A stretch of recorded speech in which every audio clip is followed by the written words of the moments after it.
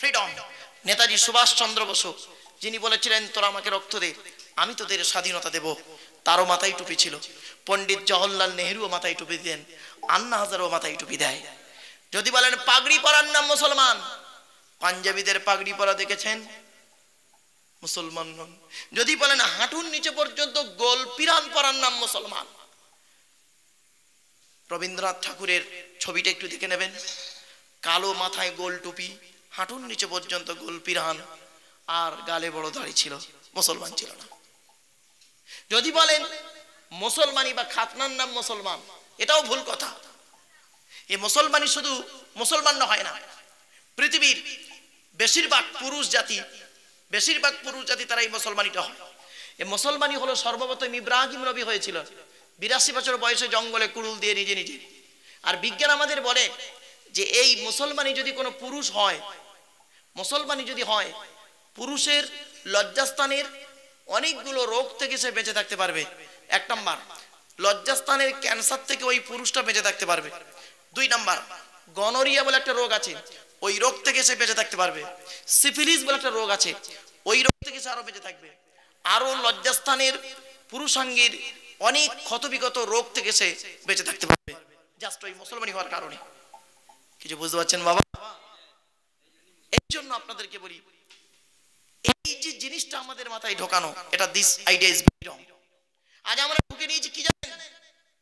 কোথায় স্বর্গ কোথায় নরক, কে বলে তা বহুদূর। মানুষের মাঝে স্বর্গ নরক, মানুষেতে সুরাসুর। ভুলে গেলেন? আজকে আমি অনুরোধ করে বলে যাচ্ছি, ভারতবর্ষের যেখানেই যাই বিভিন্ন ভাষায় তো টুকটাক কথাবার্তা রাখি, কলেজ ইউনিভার্সিটিগুলোতে টুকটাক গিয়ে, তো বাধ্য হয়ে আজকে বলছি শুনে নিন। আপনি কিসের হিন্দু আর কিসের মুসলমানের দাবি দেখান? মনে রাখবেন, মুসলমানদের বলে যাচ্ছি, হিন্দু ভাইদের বলে যাচ্ছি, খ্রিস্টান ভাইদের বলে যাচ্ছি, ও খ্রিস্টান ভাইরা, আপনি গির্জায় গিয়ে যাকে গড বলে রাখেন তাকে জীবনে গির্জায় পাবেন না। ও হিন্দু ভাইরা, আপনি যাকে মন্দিরে গিয়ে ডাকেন তাকে জীবনে মন্দিরে পাবেন না। ও মুসলমান ভাইরা, যাকে মসজিদে গিয়ে আল্লাহ বলে ডাকো তার জীবনে কোনোদিন মসজিদে পাওয়া যাবে না। তাকে পাবেন কোথায়? কোরআনে বলা আছে কি, ওয়ালাকাদ খালাকনাল ইনসানা ওয়া না'লামু মা তুওয়াসবিসু বিহি নাফসুহু ওয়া নাহনু আকরাবু ইলাইহি মিন হাবলিল ওয়ারিদ। এর বাংলা মানে কি? সৃষ্টিকর্তা বলছেন, হে মানব জাতি, হিন্দু মুসলমান এখানে ডিভাইডেড নেই, পার্থক্য নেই। হে মানব জাতি, তোদেরকে আমি সৃষ্টি করেছি, তোদের মনের মধ্যে যত রকমের ভালো মন্দ জিনিস আছে সব আমি জানি। মনে রাখিস আমি অনেক দূরে নেই, আমি তোর ঘাড়ের শিরার নিকটবর্তী। একবার অন্তরের অন্তঃস্থল থেকে আমাকে ডাক, আমি তোর ডাকে সাড়া দেব। জোরে বলুন। করেন জ্ঞানের অভাব হলে, জ্ঞানের গভীরতা কম থাকলে এগুলো হয়। খারাপ সেন্স নেবেন না, মনে রাখবেন। আজ আমি কথাগুলো বলে যাচ্ছি, রেকর্ড করুন। বড় দুঃখের সহিত আজ কথাগুলো বলছি। কেন জানেন? সৃষ্টিকর্তার আরাধনা উপাসনার পদ্ধতিটা আমাদের আলাদা হতে পারে। সৃষ্টিকর্তার আরাধনা উপাসনা পদ্ধতিটা আমাদের আলাদা হতে পারে। মানুষ হিসেবে এই প্রত্যেকেই হলাম আদমের সন্তান, ঠিক না? আপনারা ঋগ্বেদ পড়েছেন কিন্তু আমি জানি না, আমি হতভাগা পড়েছি। ঋগ্বেদ, সামবেদ, যজুর্বেদ, অথর্ববেদ এবং তার সাথে সাথে বাইবেল, তার সাথে সাথে তাওরাত, জবুর, ইনজিল, কোরআন কম বেশি পড়াশোনা করি, স্টাডি করি, করে দেখলাম সেখানে বলা আছে ষষ্ঠাং বলে একটা শব্দ। 8টা অংশ মাটিতে স্পর্শ করে সৃষ্টিকর্তার আরাধনা উপাসনা করো। একজন অমুসলিম ভাই যখন সে সৃষ্টিকর্তার তার যাকে বিশ্বাস তাকে আরাধনা উপাসনা করেন, 8টা অংশ মাটিতে স্পর্শ করান, ঠিক না বেঠিক? বাস্তব কথা বললাম। কপাল, নাক, 2 হাত, 2 হাঁটু, 2 পা। আমার কোনো হিন্দু ভাই থাকলে তারা জানতে পারবে কথাগুলো। আর ঠিক একজন মুসলমান যখন মসজিদে নামাজ পড়ে, সাজদায় গেলে ওই 8টা অংশ মাটিতে স্পর্শ করাতে হয়। কপাল, নাক, 2 হাত, 2 হাঁটু, 2 পা। 8টার কম করলে নামাজ মাকরু, 8টার বেশি করলেও নামাজ মাকরু। কি বুঝলেন বাবা? এজন্য আপনাদেরকে আমি হাত জোড় করে বলে যাচ্ছি, আপনারা জানেন একটা মুসলমানের রক্তের ভিতরে হিন্দুর রক্ত রয়েছে, আর হিন্দুর রক্তের ভিতরে মুসলমানের রক্ত রয়েছে। প্রমাণটা দেবো, শুনে নিন। আপনাদের এই এলাকায় ব্লাড ডোনেশন ক্যাম্প হয়, রক্তদান শিবির হয়। তো রক্তদান শিবির যখন হয় তখন হিন্দু মুসলমান রক্ত দেয়, হ্যাঁ? তার রক্ত যখন নেওয়া হয় তখন বলা হয় নাকি এই ও হিন্দু, ও রক্ত আলাদা কর, ও মুসলমান, ও রক্ত আলাদা কর, বলে নাকি?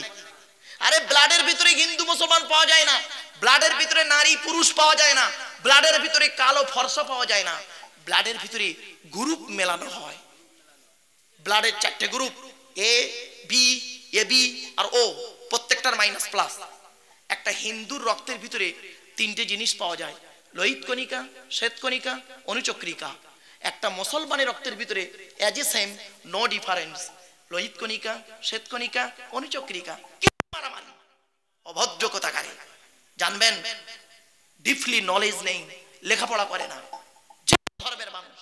আজ আমি আপনাদেরকে হাত জোড় করে বলে যাচ্ছি, প্রত্যেক ধর্ম চাই শান্তি, ঠিক না ঠিক? ইসলাম শব্দের অর্থ হলো শান্তি বা আত্মসমর্পণ।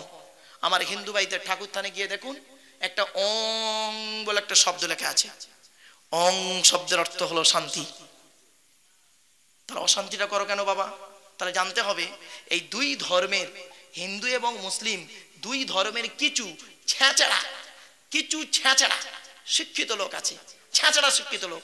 সত্যিকারে আদর্শবান শিক্ষিত লোক কোনোদিন তাদের মধ্যে মারামারি, ফেতনা ফাসাদ এবং সাম্প্রদায়িকতার গন্ধ নিয়ে তারা জীবনে চলতে পারে না, ঠিক না বেঠিক? বাস্তব কথা বলে গেলাম আপনাদেরকে। আমি হাওড়া জেলার ম্যাক্সিমাম কলেজে যাই, ম্যাক্সিমাম কলেজ, আমতা থেকে শুরু করে, আন্দুল কলেজ থেকে শুরু করে, বাগনান কলেজ থেকে শুরু করে, ম্যাক্সিমাম জায়গাতে গিয়ে বলতে বাধ্য হই এগুলো। এবার আসছি, ধরুন একজন মুসলমান, আপনি হাজী সাহেব, বড়গাছিয়া ধর্মতলায় অ্যাক্সিডেন্ট করেছে। হাজী সাহেবের ছেলেরা করলো কি, ওকে নিয়ে সোজা গোয়ালপাতা হসপিটালে গেল। ঠিক বললাম তো বাবা? গোয়ালপাতা হসপিটালে গেল। যাওয়ার পরে গোয়ালপাতা হসপিটালে ডাক্তার বলল, এ হাজী সাহেবের বেটা, তুই তোর বাবাকে যদি বাঁচাতে চাস এই মুহূর্তে 4 বোতল রক্ত নিয়ে আয়। আপনি ব্লাড ডোনেশন ক্যাম্পে ক বোতল রক্ত রেখেছিলেন? 1 বোতলও তো রাখেননি। আপনি করলেন কি, 4 বোতল রক্ত কিনে আনলেন, এনে বাপের ব্লাডের ভিতর দেহতে দিয়ে দিলেন। ওই 4 বোতল রক্তের ইতিহাসটা খুলে দেখবেন, ওই 4 বোতল রক্ত হিন্দু, মুসলিম, কুলি, সাঁওতাল, বাগদি, দুলে, কালো, ফর্সা, নারী, পুরুষ গ্রুপে মিলে গেছে, নেওয়া হয়েছে, ঠিক না বেটি? আজকের এই কমন সেন্স যদি আপনাদের না থাকে, জীবনে কোনোদিন এই ভারতবর্ষের জমিনে শান্তি আসতে পারে না, ঠিক না বেটি? কাকে বলে? আমরা শিক্ষা শিক্ষা নিয়ে খুব চিৎকার করি, what is the definition of education? Education কাকে বলে? EDUCATION, এক একটা লেটার এক একটা গুণাগুণ আছে, তবে থেকে এডুকেশন বা শিক্ষা বলে। ই থেকে ইগারগিভ, ডি থেকে ডেভেলপমেন্ট, ইউ থেকে ইউনিভার্সাল, সি থেকে ক্যাপাবিলিটি, এ থেকে অ্যাক্টিভ, টি থেকে টলারেন্স, আই থেকে ইন্টেলিজেন্স, ও থেকে ওবিডিয়েন্স, এন থেকে ন্যাচারাল। এতগুলি গুণে গুণান্বিত বস্তুকে বলা হয় এডুকেশন বা শিক্ষা। যাকে তাকে শিক্ষা বলে না। একটু ধৈর্যের পরিচয় দিন, টু দি পয়েন্টের উপরে পার্ট টু পার্ট কথাগুলো আপনাদের কাছে তুলব। চলো। আচ্ছা, যিনি আমাদের সৃষ্টি করেছেন, সৃষ্টিকর্তা, যিনি আমাকে সৃষ্টি করেছেন, সৃষ্টিকর্তা, আমাদেরকে তিনি বেকার তৈরি করেছেন? সৃষ্টিকর্তা কোরআনে বলছেন, আপা হাসিবতুম আন্নামা খলাকনাকুম আবাসা, 18 নম্বর পারার 8 নম্বর পৃষ্ঠার 12 নম্বর লাইন, সূরা নাম সূরা মুমিনুনের 54 নম্বর আয়াতে বললেন, হে মানব জাতি, তোরা কি মনে করিস আমি তোদেরকে সৃষ্টি করেছি তোরা বেকার? তোরা কেউ বেকার নয়।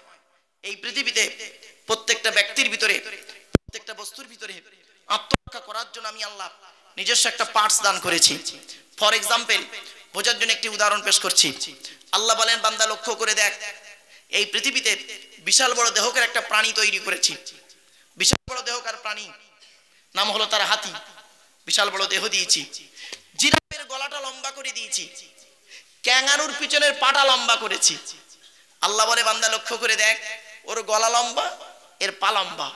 আবার আল্লাহ বলে, বান্দা তারের মতো দেখতে 2 হাত কেউটো সাপ, তারের মতো দেখতে 2 হাত কেউটো সাপ। আত্মরক্ষা করার জন্য একটা ফোনা দান করেছি। আবার আল্লাহ বলে বান্দা লক্ষ্য করে দেখিস, ছাগলের মধ্যে দেখতে একটা প্রাণী, নাম হলো তার বাঘ, আত্মরক্ষা করার জন্য একটা হিংস্র মনোভাব দিয়েছি। আবার আল্লাহ বলে বান্দা লক্ষ্য করে দেখবি, ছোট্ট একটা মৌমাছি, আত্মরক্ষা করার জন্য পেছনে একটা হুল দিয়েছি। এতগুলো সৃষ্টি জগতের ভিতরে মানুষকে কি দিয়েছি? লাকাদ খলাকনাল ইনসানা ফি আহসানি তাকবীম। মানুষকে তার মায়ের পেটের ডাইসে সুন্দর করে তৈরি করেছি। হাতের তলার চামড়া আলাদা, তো উপরের চামড়া আলাদা, পায়ের তলার চামড়া আলাদা, তো উপরের চামড়া আলাদা। কি সুন্দর করে মানুষকে তৈরি করেছি। মানুষকে কি দিয়েছি? ছোট্ট একটা চিপ মেমোরি কার্ড। এ মানসিংহপুরের হিন্দু মুসলমানের যুবক যুবতীরা, তোরা মোবাইলে চিপ ব্যবহার করিস, 1GB, 2GB, 8GB, 16GB, 32GB, তারপরে মাল হ্যাং হয়ে যায়, নিতে পারে না। আমি আল্লাহ তোর একটা চিপ দান করেছি, চিপটার নাম ব্রেন। সামান্য এইটুকু ব্রেনের মাধ্যমে সৃষ্টি জগতের ভেতরে তোরে শ্রেষ্ঠত্ব দান করেছি। ধরে বলো, কিসের অহংকার? মানসিংহপুরের মানুষেরা, হিন্দু মুসলমানেরা, আমার এই পৃথিবীতে কিসের অহংকার দেখাস? আল্লাহ বলছেন কিসের অহংকার দেখাস? টাকা, টাকার অহংকার। ক টাকার মালিক? ও টাকা তোর, ও টাকা আমার, আমি তোকে দিয়েছি, খরচা করছে। তবে মনে রাখিস, চোখ দুটো বন্ধ হয়ে গেলে, চোখ দুটো বন্ধ হয়ে গেলে জ্ঞানীর জ্ঞানের হিসাব নেব, ধনীর অর্থের হিসাব নেব, আর যুবকের যৌবনের হিসাব নেব। আল্লাহ বলেন আল্লাহুল গনি ওয়া আনতুমুল ফুকারা, আমি আল্লাহ হলাম ধনী, তোরা সব ফকিরের বাচ্চা। জোরে বলুন সুবহানাল্লাহ। আল্লাহ বলে কিসের অহংকার দেখাস? আমার এই পৃথিবীতে জ্ঞান জ্ঞান জ্ঞান, কতটা জ্ঞান অর্জন করেছিস? ওমা উতিতু মিনাল ইলমি ইল্লা কলিলা। কোরআনের 15 নম্বর পারায় বলা হয়েছে, বান্দা তোর সামান্য জ্ঞান দান করলাম, সামান্য জ্ঞান দিয়েছি তোকে। ও বাংলায় এমএ পাস করেছিস, বাংলার জ্ঞান? অ থেকে চন্দ্রবিন্দু চাঁদ, অক্ষর কোটার ভিতরেই তোর জ্ঞান, ঠিক না বেটি? ইংরাজির জ্ঞান এ থেকে জেড পর্যন্ত, অক্ষর কোটার ভিতরেই তোর জ্ঞান। ও মাওলানা হয়েছিস, মাওলানা? আরবির জ্ঞান আলিফ থেকে ইয়া পর্যন্ত, অক্ষর কোটার ভিতরেই তোর জ্ঞান। কয়েক কটা অক্ষরকে একত্রিত করে গোটা কত বাক্য তৈরি করে কি বললি? There is a no god, আল্লাহ নাই। ছাগল কোথাকারে! তোর চোখ থেকে, তোর চোখ থেকে কয়েক হাজার কিলোমিটার দূরে চাঁদ, তাকে তুই দেখতে পাস। চোখের উপরে এই কপাল, আয়নার সহযোগিতা ছাড়া দেখতে পাস না। জোরে বলুন সুবহানাল্লাহ। আল্লাহ বলে কিসের অহংকার দেখাস? এই পৃথিবীতে চেয়ারের অহংকার। চেয়ারের 5 বছরের জন্য ভোটে জিতিয়ে তোর একটা চেয়ার দান করব। ওই চেয়ারের মর্যাদা বা সম্মান যদি রাখতে পেরেছিস তো ভালো, পরের ইলেকশনে এমন হারানা হারাবো, তুইও যা একটা টোটোওয়ালা হতা, ঠিক না বেটি? ধরুন প্রধান হওয়ার আগে যখন ভোট নিতে যায় প্রত্যেকের বাড়িতে, প্রার্থী যখন প্রত্যেকের বাড়িতে ভোট নিতে যায়, তখন খুব বিনয়ীর সঙ্গে খালি পায়ে যায়, ভদ্রভাবেই যায়, ঠিক না বেটি? ভোট হয়ে গেল, প্রধান সাহেব করলো কি, 5 বছর, প্রথম 2 বছর মোটর সাইকেলে করে বড়গাছিয়া যাতায়াত করলো, তারপরের 2 বছর 4 চাকা গাড়ি নিয়ে যাতায়াত করলো, তারপরের বছরে টেনশনে আছে যদি হেরে যায়। যেই হেরে গেল, প্রধান থেকে নেমে গেল, তারপরে বড়গাছিয়া বাজারে যাচ্ছে ভাঙা সাইকেল নিয়ে, ঠিক না বেটি? আল্লাহ বলে এটাই আমার খেলা। আল্লাহ বলে কিসের অহংকার দেখাস? ক্ষমতা। অখুলিকল ইনসানু দাঈফা, কোরআনে বলা আছে আমি মানুষকে সৃষ্টি করেছি দুর্বল করে। মায়ের পেট থেকে যেদিন এলি, সেদিন তোর হাইট ছিল 1.5 ফুট, ওয়েট ছিল 3.5 থেকে 4 কিলো। তখন তো বলিসনি হিয়াসে লড়ঙ্গা, হুয়াসে লড়ঙ্গা। আস্তে আস্তে ক্ষমতা দিলাম, বয়সটা এখন 25, তো ক্ষমতা দেখাচ্ছিস না। 50টা পার হোক, সব ঢিলে হয়ে যাবে, দেখবি তুইও যা একটা বাচ্চা ছেলে হতা, ঠিক না বেটি? আল্লাহ কিসের অহংকার দেখাস? কিসের অহংকার? লাঠির বল, পাটির বল। ধরুন আপনাদের এলাকার এটা কোন থানা? জগৎবল্লভপুর থানার সব থেকে বড় গুন্ডা, সাপোজ ধরে নিন, উদাহরণ দিচ্ছি, জগৎবল্লভপুর থানার সব থেকে বড় গুন্ডা রাস্তা দিয়ে যখন চলে 40টা বডিগার্ড নিয়ে চলে, সামনে 10টা বডিগার্ড, পেছনে 10টা বডিগার্ড, ডান দিকে 10টা বডিগার্ড, বাম দিকে 10টা বডিগার্ড, 40টা বডিগার্ড নিয়ে AK-47 রাইফেল নিয়ে চলে, বিশাল পাওয়ার। জনগণ ভয়েতে তার সামনে মুখ খুলতে পারে না। আল্লাহ বলে 40টা বডিগার্ডের বাবার ক্ষমতা নাই, ওর ভেতর থেকে তোর 12টা আমি বাজাবো। দেখবি লাল লাল কাঠপিঁপড়ে, লাল লাল কাঠপিঁপড়ে 4খানা লুঙ্গির ভেতর ঢুকিয়ে দেবো, এমন জায়গায় কামড়াবি ছটফট ছটফট ছটফট ছটফট ছটফট করছে। তখন বডিগার্ডটা বলছে sir sir sir sir sir কি হয়েছে স্যার স্যার স্যার? আরে লুঙ্গির ভেতরে ঢুকে গেছে, প্যান্টের ভেতরে 4টে লাল কাঠপিঁপড়ে ঢুকে গেছে। স্যার ফায়ার করবো ফায়ার করবো, প্যান্টের ভেতরে ফায়ার করবি, শেষ। কোরআন জানিয়ে দিচ্ছে, আমারে ভুল বুঝবেন না। এই জন্যই কোরআনে বলা আছে গো বাপ, ওয়ালা তুসাইর খাদ্দাকা লিন-নাসি ওয়ালা তামশি ফিল আরদি মারহা ইন্নাল্লাহা লা ইউহিব্বু কুল্লা মুখতালিন ফখুর। পারা নাম্বার 21 পৃষ্ঠা নাম্বার 11 লাইন নাম্বার 14 সূরার নাম সূরা লোকমান আল কোরআন। আল্লাহ পাক বললেন এই পৃথিবীতে কোনোদিন অহংকার করে চলাফেরা করবে না। আমি আল্লাহ কোনোদিন কোনো অহংকারকারীকে ভালোবাসি না। মুহূর্তের মধ্যে তোকে আমির বানাতে পারি, মুহূর্তের মধ্যে ভিখারির মতো ভিক্ষার জুড়ে হাতে নিয়ে তোকে ফকির বানাতে পারি, ঠিক না বে ঠিক? এই জন্য এই সৃষ্টিকর্তার পৃথিবীতে যত আপনি বিনয়ীর সহিত চলবেন ততই আপনার সম্মান ইজ্জত বাড়বে। জোরে বলো। এই জন্যই তো বলা হয়েছে শান্তি শান্তি। শান্তিটা কি? ওং শান্তি, ইসলাম শান্তি, এই জন্যই বলা হয়েছে, অন্য কোনো কারণে নয়। আমি তো এই জন্য বলি আমার পাশে একটা দর্জিওয়ালাকে নিয়ে আসুন, দর্জিওয়ালাকে স্টেজে। আমি এই জন্য বলি দর্জিওয়ালাটা আমার থেকে বড়। কেন? ও জামা তৈরি করতে পারে, আমি ওটাও পারি না। এমনও জ্ঞান আছে, বিদ্যা আছে আমার ভিতরে আছে, আপনাদের মধ্যে নেই। আর এমনও বিদ্যা এখানে আছে আপনাদের ভিতরে আছে, আমার ভিতরে নেই। আর আমার ভিতরে আছে, আপনাদের কাছে এখনো ঢোকে নেই। হতে পারে না? এই জন্য জীবনে কোনোদিন কাউকে তাচ্ছিল্য অহংকার করবেন না। যে শ্রেণীর মানুষ হন না কেন, যে ক্যাটাগরির মানুষ হন না কেন, যে ধর্মের মানুষ হন না কেন, আর যে স্টেজের মানুষ হন না কেন। বাস্তব কথা বললাম, আমি এই কথাগুলো বলতাম না যখন আমি পশ্চিম বাংলায় ফার্স্ট হয়েছিলাম। অল ওভার ওয়েস্ট বেঙ্গলে যখন ফার্স্ট হলাম, আবার ওয়েস্ট বেঙ্গলে যখন সেকেন্ড হলাম, তখন আমাকে প্রতিদিনের সাংবাদিক একজন মহিলা আমাকে প্রশ্ন করেছিলেন যে আপনি তো পশ্চিম বাংলার ফার্স্ট বয় স্টুডেন্ট, আপনি ইন ফিউচারে কি হতে চান?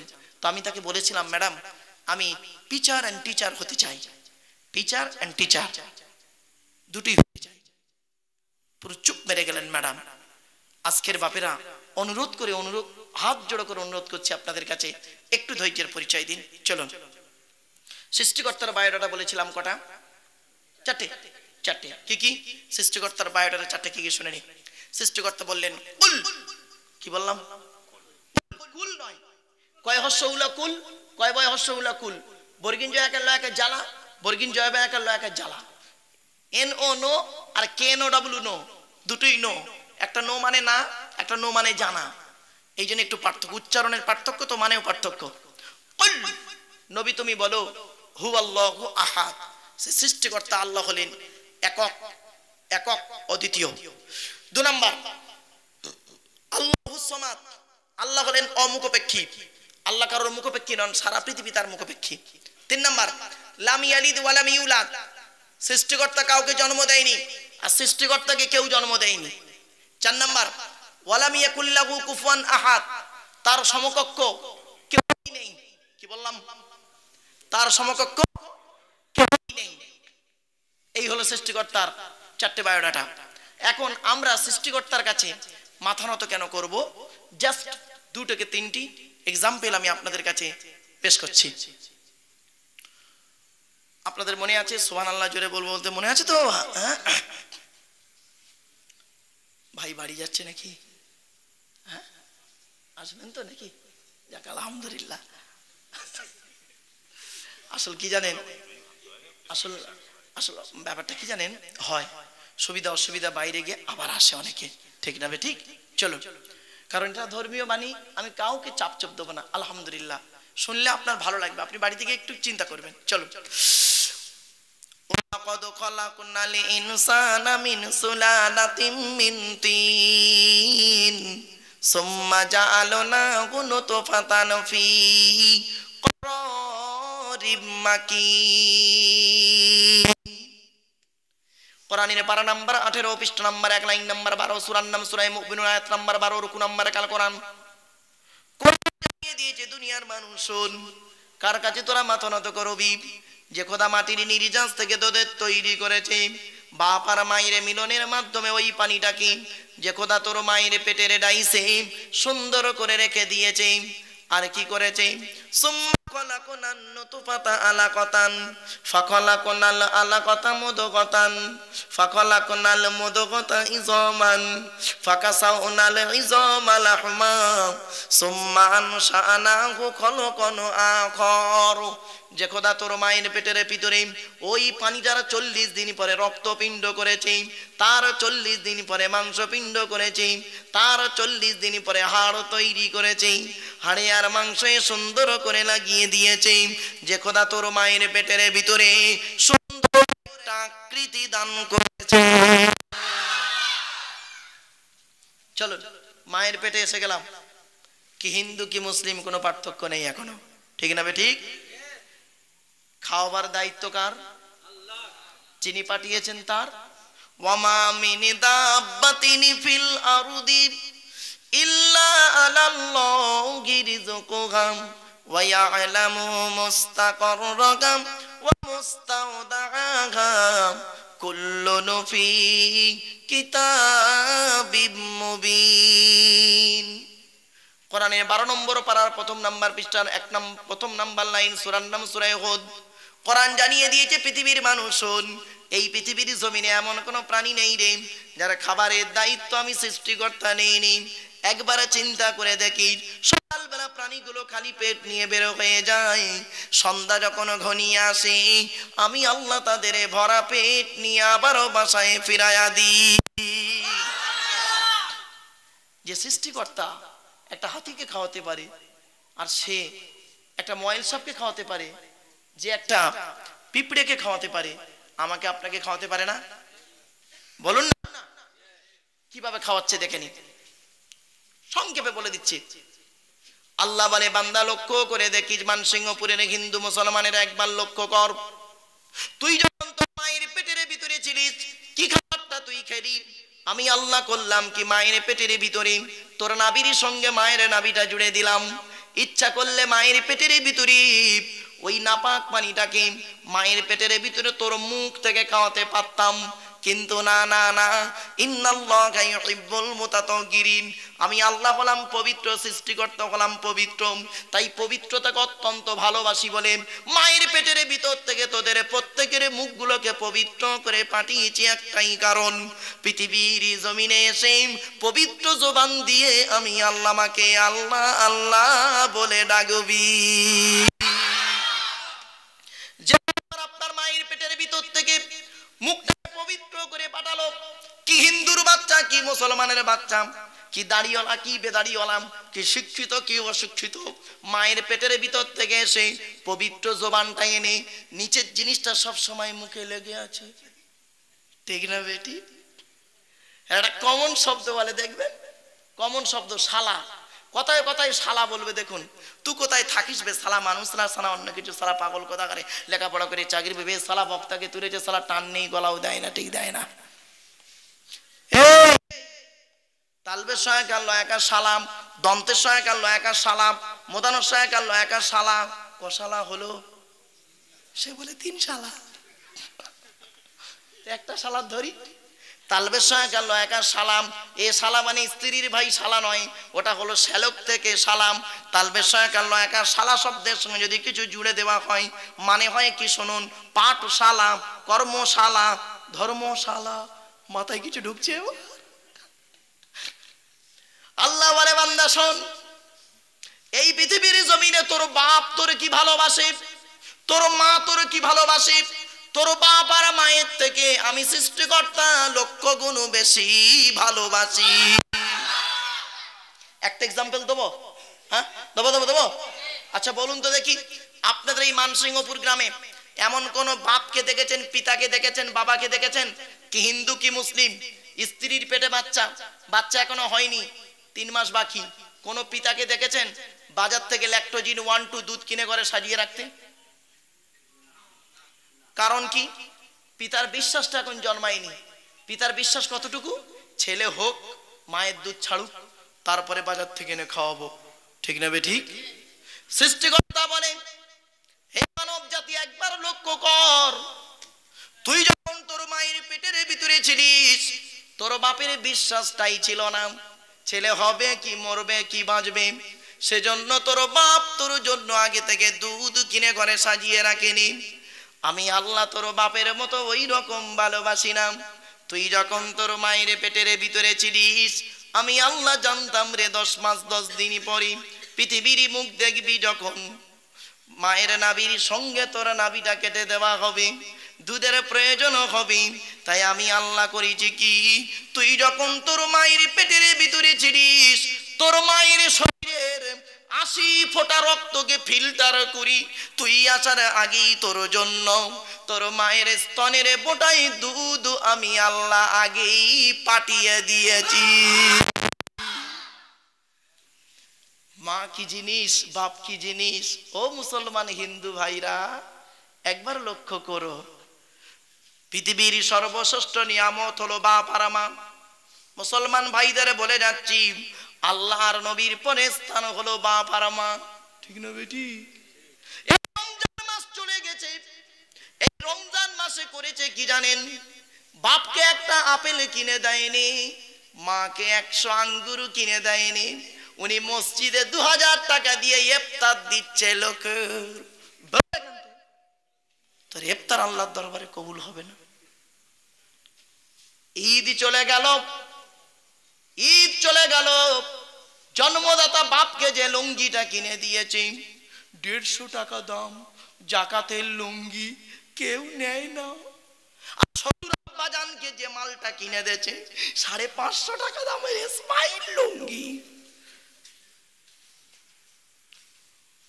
এই ঈদ চলে গেল, যে মা তোর 10 মাস 10 দিন পেটে ধরলো, 2.5 বছর দুধ পান করালো, শীতকাল বর্ষাকাল গ্রীষ্মকাল কোনো কালকে দেখলো না, আঁচল ঢাকা দিয়ে নিয়ে রেখে দিল।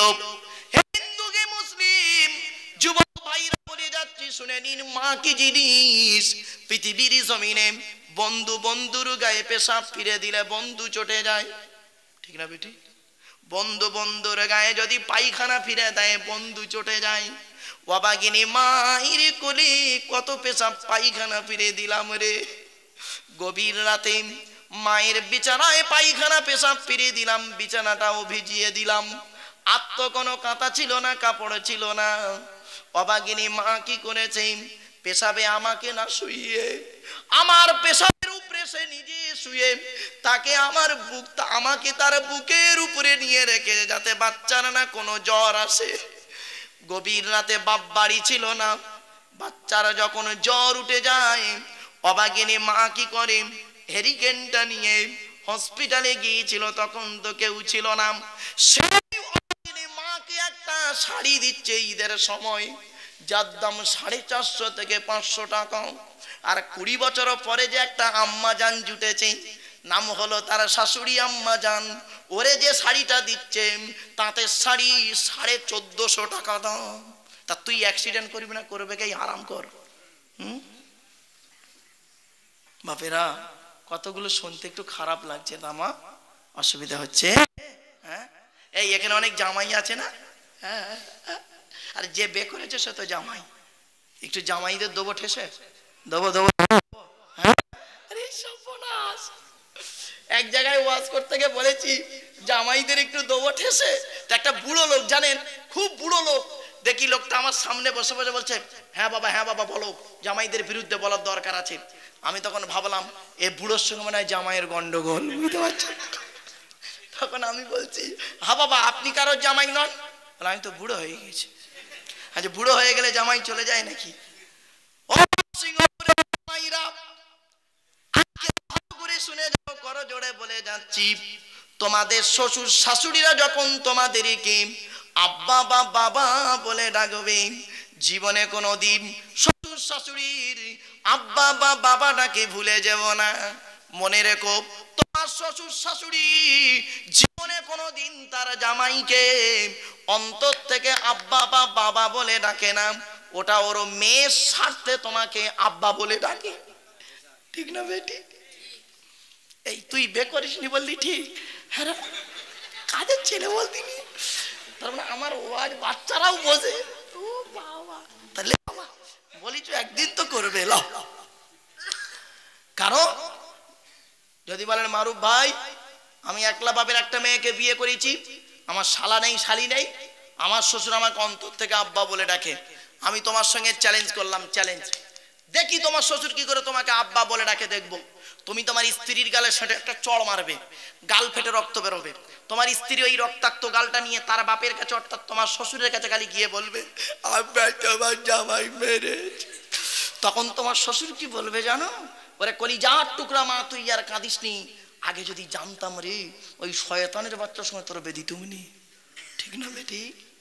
চিন্তা করুন, তোমার বিয়ের পরের দিনে তোমার শ্বশুর মশাই করেছিল কি, বড়গাছিয়া বাজার থেকে কি করে আনলো, খাসির মাংস কিনে আনলো, মুরগির মাংস কিনে আনলো, আপেল আঙ্গুর বেদানা মিষ্টি দই খাওয়ালো, আর সেই শ্বশুর করলো কি, মেয়ের স্বার্থে তোমাকে শয়তানের বাচ্চা বলে গালি দিল।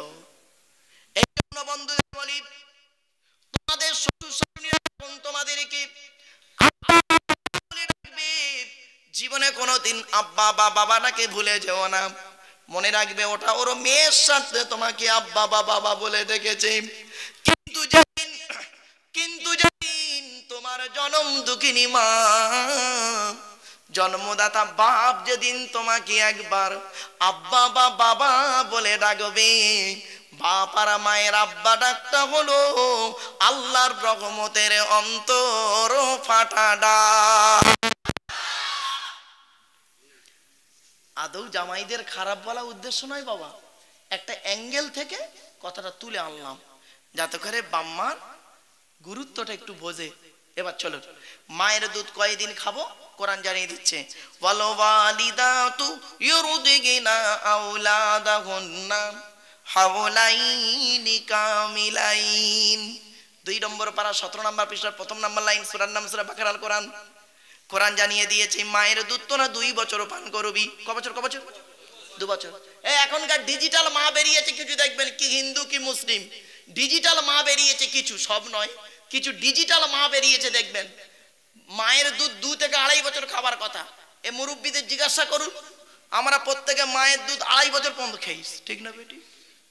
আর এখনকার কিছু ডিজিটাল মা বেরিয়েছে দেখবেন গ্লামার নষ্ট হয়ে যাবে, শরীর ভেঙে যাবে, সেই জন্য বাচ্চাকে 3 মাস দুধ খাই একটা করে ফিটার ধরিয়ে দিচ্ছে। ফিটার আপনারা কি বলেন ওরে? কি বলেন? ফিটার বলেন না পাপ্পু বলেন? কোনটা? এই দেখেন কত রকম ভাষা দেখুন, কেউ বলে ফিটার, কেউ বলে পাপ্পু, কেউ বলে মাইপোস, কেউ বলে ঢোকা, কেউ বলে ফুসু ফুসু, কত রকম ভাষা দেখবেন। বাংলাদেশ বলে একটা জেলা রাজ্য আছে, দেশ আছে, আপনারা জানেন তো, বাংলাদেশের কুমিল্লা বলে একটা জেলা আছে, নাম শুনেছেন? কুমিল্লা। তা কুমিল্লাতে গিয়েছি, যে লোকটার সংক্ষেপে বলে দিই, যে লোকটার বাড়িতে গিয়েছি, লোকটা খুব শিক্ষিত মানুষ, তো লোকটার পাশে বসে আছি, এ পাশে একজন মৌলানা সাহেব আছে, ভদ্রলোক, ওদের কুমিল্লার ভাষা আমি জানি না কিভাবে বলতে হয়, আমি চুপ করে আছি, ভদ্রলোক আমাকে বলছে ওদের ভাষায় কি বলে শুনুন। আপনাদের এখানে যখন আমি এলাম আসতে, আপনারা আমাকে বললেন হুজুর কি খাবেন, হুজুর কি খাবেন বলেন না, ওইটাকে কুমিল্লার ভাষায় কি বলে শুনুন। আমারে বলছে হুজুর কি খাইতা, কি খাইতা মানে আপনি কি খাবেন। তা আমি চুপ করে আছি, ভাষা বুঝি না, চুপ করে আছি। কিছুক্ষণ পরে ভদ্রলোক আমাকে বলছে হুজুর গু খাইতা। গু খাবেন? গু খাবো কেন? আরে একটা ডবল এম এ পাস লোক গু খাবো মানে? তো কিছুক্ষণ পরে দেখি চুপ করে আছি, দেখি ভদ্রলোক আমাকে বলছে হুজুর শুকা গু খাইতা না ভিজা গু খাইতা? শুকনো গু খাবেন না ভিজে গু খাবেন? স্বাভাবিক। পাশে যে মহাসাহেব ছিল তাকে জিজ্ঞাসা করছি কি কইতেছ, গু খাইতে বলতেছ কি কইতেছ? তখন মহাসাহেব বুঝতে পেরেছে হুজুর ভাষাটা বুঝতে পারছে না, তখন মৌলানা সাহেব আমাকে ব্যাখ্যা করে বলছে হুজুর খারাপ পাইবেন না, আপনাদের দেশে মুড়ি কয় না, মুড়ি গো বা মুড়ি চানাচুর, আপনাদের দেশে মুড়ি কয়, ওরে এই এলাকায় গু কয়। তাই লোকটা আপনাকে বলছে হুজুর গু খাইতা, মুড়ি খাবেন, শুকা গু খাইতা না ভিজা গু খাইতা? শুকা গু খাইতা না ভিজা গু খাইতা মানে শুকনো মুড়ি খাবেন না ভিজে মুড়ি খাবেন? লাউ কারবার। আর একটা বলছি, আপনাদের এলাকায় মা বোনরা একটা কাঠকে পেছনে দিয়ে বসে, ওই কাঠটারে আপনারা কি বলেন? কি বলেন? কি বলেন? পিড়ে। পিড়ে, তাই তো? আপনারা বলেন পিড়ে। মেদিনীপুরে এক জায়গা বলে ঠেকা, আর এক জায়গার একটা ভাষা আছে, আর বললুম ওই পর্যন্ত থাক থাক, আর শুনে লাভ নেই। এই জন্য বলি গো বাপ, এক দেশের গালি অপর দেশের বলি। চলুন তো আপনারা ওই কি বলেন ওনাকে, ফিটার ফিটার ফিটার। আচ্ছা ফিটারের মুখটা কিসের হয়? ছিদ্র কটা? আল্লাহ বলে বান্দা শোন, এ মানসিংহপুরের হিন্দু মুসলমানের একবার লক্ষ্য করে দেখ, তুই যেদিন মায়ের পেট থেকে এলি সেই দিন তোর মায়ের স্তনের বোঁটায় যদি আমি সৃষ্টিকর্তা একটা ছিদ্র দিতাম, অতিরিক্ত দুধ তোর গালে আসতো, দম পেটে মারা যেতি। না না না, সেই দিন আমি আল্লাহ তোর মায়ের স্তনের বোঁটায় গুনে গুনে 32টা ছিদ্র দান করেছি। আস্তে আস্তে দুধ না খাবি, বড় হয়ে আমি আল্লাহ, আমাকে আল্লাহ আল্লাহ বলে ডাকবি। বাপেরা, মা কি জিনিস এবার বুঝতে পারছেন? বাপের ভাত দেয় না, মার ভাত দেয় না, উনি আবার মাস্টার মশাই। বাপের ভাত দেয় না, মার ভাত দেয়, উনি একজন কলেজের প্রফেসর। বাপের ভাত দেয় না, মার ভাত দেয়, উনি একজন ধর্মীয় লোক, মাওলানা সাহেব। ঠিক না বেটি? এত সহজ? চলুন এগিয়ে যাচ্ছি। আরো দেখেন, সৃষ্টিকর্তা বলে বান্দা শোন, আকাশ থেকে যে পানি বর্ষণ হয়, ওই পানি তোদের জন্য কে অবতীর্ণ করে? কে? আল্লাহ বলে বান্দা একবার লক্ষ্য করে দেখ, আমি তোদের একটু বুদ্ধি দিলাম, তোদের একটু বুদ্ধি দিলাম, সেই বুদ্ধি নিয়ে তোরা করলি কি? একটা মেশিন তৈরি করলি, মেশিনটার নাম দিলি ফ্রিজ। Fridge fridge. আল্লাহ বলেন তোদের তৈরি ফ্রিজের গুণাগুণ কি রে? গরমকে ঠান্ডা করিস, ঠান্ডাকে 0 ডিগ্রির নিচে নামিয়ে তারা বরফ জমিয়ে দিস। তোদের তৈরি ফ্রিজের পানি খেলে থাইরয়েড বেড়ে যাবার সম্ভাবনা বেশি। ফ্রিজটা কারেন্ট ছাড়া চলে না। আমি আল্লাহ পৃথিবীতে একটা ফ্রিজ তৈরি করেছি, আমার তৈরি ফ্রিজটা মাটির তলায় বসিয়ে রেখেছি। আমার তৈরি ফ্রিজের নাম হলো শীতকাল আর গ্রীষ্মকাল। গরমকালে যত কলে পাম করবি, আমি আল্লাহ আমার তলার ফ্রিজ থেকে ঠান্ডা ঠান্ডা পানি বের করব। আর শীতকালে যত কলে পাম করবি, আমি আল্লাহ আমার তলার ফ্রিজ থেকে গরম গরম পানি বের করব। কি বুঝলেন? অসুবিধা হচ্ছে আপনাদের? আর একটু হবে না? বন্ধ করে দেবো? একবার তাকবীর দেন না? ব্যাস এইটুকু হলেই হবে, চিন্তা নেই। চলুন, তবে এখন কিন্তু ঘুম পড়ানি ওয়াজ হচ্ছে, এরপরে আদা রসুন বাটা ওয়াজ করবো। ধৈর্যের পরিচয় দিই। এখন মানে ঘুম পড়ানি না, না বাবা আমার সব চল, ঘুম পড়ানি ওয়াজ হচ্ছে। চলুন, এতক্ষণ আপনাদেরকে আল্লাহ সম্পর্কে একটু আলোচনা রেখেছিলাম। এবার আল্লাহর পরে স্থান কার বলেছিলাম? নবীর। নবীর বায়োডাটা কটা বলেছিলাম? 3টে। কি কি শুনে নিন। যিনি নবী হবেন তার শর্ত হলো 3টে। 1 নাম্বার, নবী হতে গেলে শর্ত হলো, প্রথম নাম্বার হলো কি? উত্তম চরিত্রবান হতে হবে। চরিত্রহীন ব্যক্তি কোনোদিন নবী হতে পারে না। 2 নাম্বার, নবী হতে গেলে শর্ত হলো কি? আল্লাহর তরফ থেকে ওহী নাযিল হতে হবে। 3 নাম্বার, নবী হতে গেলে কি হতে হবে? অলৌকিক ঘটনা তার দ্বারাই ঘটবে, মুজিজা থাকবে। এই 3 গুণে গুণান্বিত একজন ব্যক্তি ছিলেন। আখিরি জামানায়, শেষ জামানায় তিনি এলেন। আজ থেকে কম বেশি 1500 বছর আগে আরবের মক্কা নগরে। তার নাম হলো মুহাম্মদ সাল্লাল্লাহু আলাইহি ওয়াসাল্লাম, তাই তো? আমরা হলাম তার উম্মত, তাই তো? চলুন এবার মুহাম্মাদের পরিচয়টা বলে দিই। মুহাম্মাদের বাপের নাম আব্দুল্লাহ, আব্দুল্লাহর বাপের নাম আব্দুল মুত্তালিব, আব্দুল মুত্তালিবের বাপের নাম আব্দে মান্নাফ, আব্দে মান্নাফের বাপের নাম হাশিম, হাশিমের বাপের নাম কুসাই, কুসাইয়ের বাপের নাম কিলাব, কিলাবের বাপের নাম মুররা, মুররার বাপের নাম লুবাই, লুবাইয়ের বাপের নাম কাব, কাবের বাপের নাম গালিব, গালিবের বাপের নাম ফিগিরি, ফিগির থেকে কুরাইশ বংশ এসেছে। জোরে বলুন।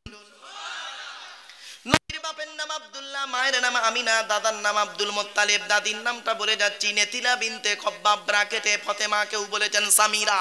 নবীর নানার নাম হলো আব্দুল ওয়াহাব জুহরি, নবীর নানির নাম হলো বারিরা বা বাররাম, নবীর দুধবার নাম হলো হালিমা, নবীর দুধ বাপের নাম হলো হারেস, নবীর দুধ ভাইয়ের নাম হলো আব্দুল্লাহ, নবীর বাপের নাম আব্দুল্লাহ, নবীর দুধ ভাইয়ের নাম আব্দুল্লাহ। দুটো যেন এক করে ফেলবেন না। নবীর জন্ম 570 খ্রিস্টাব্দে। ইংরেজি কি মাস ছিল জানেন? 29শে আগস্ট। কত বললাম? 29শে আগস্ট 570 খ্রিস্টাব্দের। আরবি মাস ছিল রবিউল আউয়াল মাস। 12 তারিখ মতান্তরে 9 তারিখ সোমবার শবে সাদেকের সময় আরবের মক্কা নগরী কুরাইশ বংশে নবীর জন্ম। চলো এবার আসছি নবী সম্পর্কে সংক্ষিপ্ত পরিচয় আমি আপনাদের দিয়ে দিচ্ছি। হযরত মুহাম্মদ সাল্লাল্লাহু আলাইহি সাল্লাম যখন মায়ের পেট থেকে এলেন, চারটা অলৌকিক ঘটনা ঘটে গেল। এক নাম্বার হলো কি জানেন, প্রত্যেক বাচ্চা মায়ের পেট থেকে যখন আসে তাদের হাতগুলো মুঠো মারা অবস্থায় থাকে। আপনাদের হাতগুলো একবার ছেড়ে দেন, দেখবেন আঙুলগুলো মোড়া। দেখুন, কারোর হাত এমন থাকবে না, চ্যালেঞ্জ। প্রেসার দিলে এমন হবে, নইলে নরমাল অবস্থায় দেখুন এইরকম আঙুলগুলো মোড়া।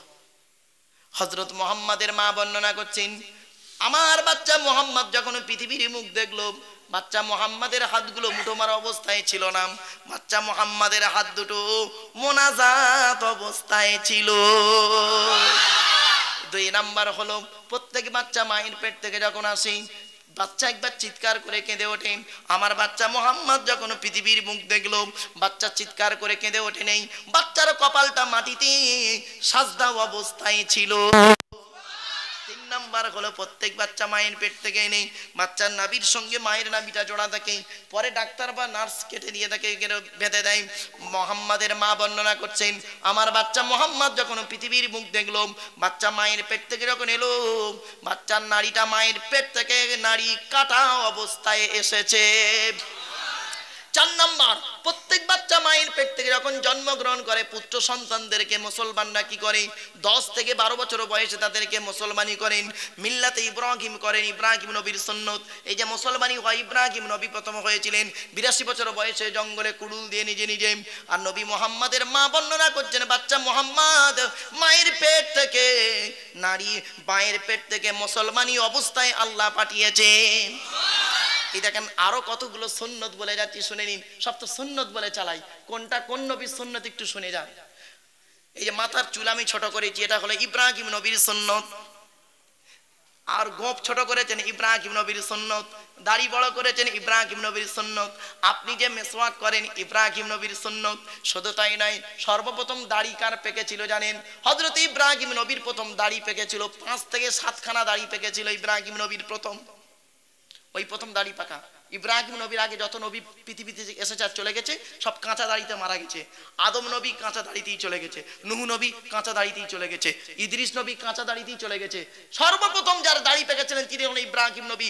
5 থেকে 7টা দাড়ি পেকেছিল। তো যখন দাড়ি পেকেছে তখন করেছে কি, ইব্রাহিম নবী আল্লাহকে বলছে, আল্লাহ এ কি হলো, এ কি হলো? বলছে কেন? ওই যে কালোর ভিতরে 5-6টা সাদা। আল্লাহ বলেন, কেন সাদা হয়েছে বলে খারাপ লাগছে? বলছে কেমন লাগছে না। আল্লাহ বলেন, ইব্রাহিম শোনো, কাঁচা দাড়িতে যে সম্মান থাকে, পাকা দাড়িতে তার ডবল সম্মান দিয়ে দিলাম। এই জন্য বয়োজ্যেষ্ঠ লোকেদের ইজ্জত সম্মান ইসলামে খুব বেশি। কি বুঝলেন বাবাজি? চলেন তো, কয়েক কটা দাড়ি। সেদিন আমি দেখি, ঈদের পরের দিন আমি হাওড়া জেলায় জলসা আসছি, জানেন? হাওড়া জেলায় জলসা আসছি, দেখি একজন যুবক ছেলে করেছে কি জানেন? তার লক্ষ্য করে দেখি, সে লোকের যুবকটা গাড়ি চালাচ্ছে আর মাথার এই 10-12টা চুল সাদা। 10-12টা চুল সাদা চুল, বাকি সব কালো। কি ছাঁটোটা জানিনি, আল্লাহই ভালো জানে। যাই হোক, বাবা ও কাজ করতে যাও না, যখন অরিজিনাল পেকে যাবে তখন দেবে কালো করার ধান্দা করবে, ঠিক না বেটি? আর এখন কালো আছে তো পছন্দ হচ্ছে না, ওই জন্য সাদা করার ধান্দা করছো। আর অরিজিনালি যখন পেকে যাবে না তখন খালি কালি করবে। বাবাজি চলে, এবার ইব্রাহিম নবীর সুন্নত কয়েক কটা বলে যাচ্ছি, শুনে নিন। ইব্রাহিম নবীর সুন্নত হলো, বগলের লোম, নাভির নিচের লোম 40 দিনের মধ্যে কোনো নারী পুরুষ যদি পরিষ্কার না করে, নামাজ হবে না, নাপাক। ইব্রাহিম নবীর সুন্নত।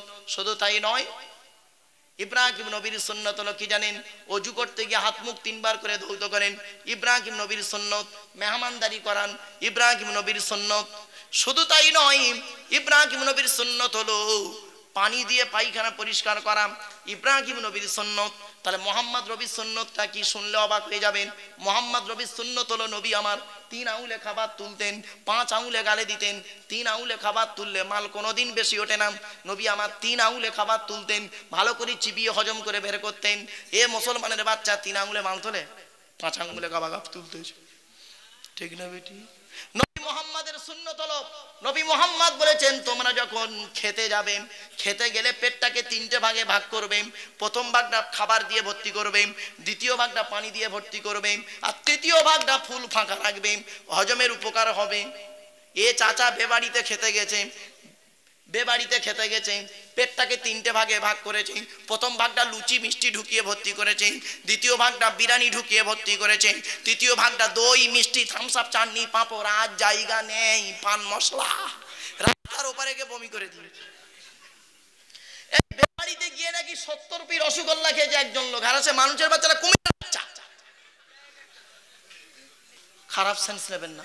ধরুন আপনাদের মানসিংহপুর গ্রামে একজন গরিব মানুষ বেচারা 200 জন লোককে দাওয়াত করেছে। 100 জন বরযাত্রী, তার মেয়ের বিয়েতে 100 জন বরযাত্রী, আর গ্রামের লোক মিলে 100 জন আত্মীয় মিলে, তা 200 জন বরযাত্রী লোক খাওয়াবে। তা 200 জন লোকের জন্য কত পিস মিষ্টি আনতে পারে বাবা? মাথা পিছু 2 পিস করে আনে, 400 পিস হবে, আরো 100 পিস এক্সট্রা এনে, যদি কেউ 2-1টা বেশি খায়। গরিব মানুষ বেচারা 500 পিস মিষ্টি 200 জন লোকের জন্য এনেছে।